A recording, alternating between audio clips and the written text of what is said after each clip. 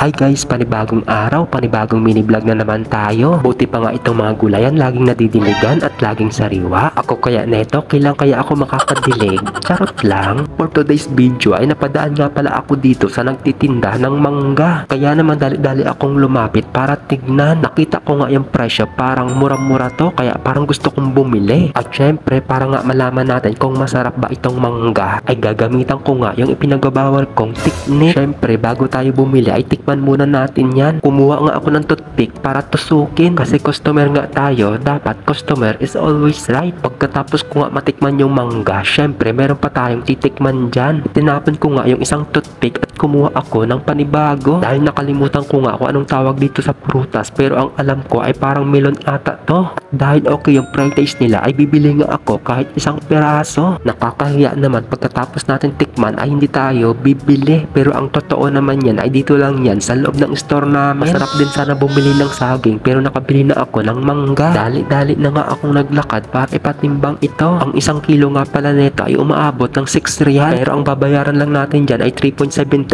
real. Katapos nga malagyan ng presyo ay naglakad na din ako at umalis din agad. Napahinto nga ako saglit kasi nakita ko itong watermelon. Sabi ko nga parang ang sarap nito, pero sobrang laki naman at baka hindi ko maubos. Dahil may nakita na naman akong pre-taste, gusto ko sana itong tikman. Sabi ko nga ay wag na lang, baka anong sabihin ng mga tao dito. At dahil for today's video ay bibili na naman tayo ng uulamin natin ngayong araw. Akala mo nga ang daming bibilhin kasi kumuha ng malaking pushcart, pero ang sadya ko lang naman dito ay bumili ng hotdog na promotion. Naka-promo kasi yung hotdog, 3 balot ay 10 real lang. O diba, saan ka pa, nakamura ka na. Kung bibilhin mo nga sa regular price yan ay nagkakahalagang 6 real din. Dahil naka-promo nga ay kumuha na ako ng 3 piraso. 3 klaseng flavor nga yan, pero ang kinuha ko ay puro cheese. Dahil nakabili nga din ako nito dati, kaya nasarapan ako sa lasa. Dahil nakahanap ako na magbibideo sa akin, sabi ko nga ay kuhaan mo ako habang naglalakad. May pakinabang din pala itong kasama ko, pero kailangan mo lang siyang turuan. Sabi ko nga sa kanya kung saan ako pupunta ay doon lang niya ipopokus ang camera, kasi ang hirap nga naman talaga mag-vlog kapag wala kang taga-video. Dahil nakapamili na tayo ng uulamin natin ngayong araw, lakad na nga ako papunta dito sa cashier. Syempre magbabayad na tayo sa mga pinamili natin, at dahil konti lang din naman yung ipinamili namin, ako na nga din ang nagbag. Parehas nga din pala yung binili namin ng kasama ko. Iniabot na nga din pala niya sa akin yung pambayad niya.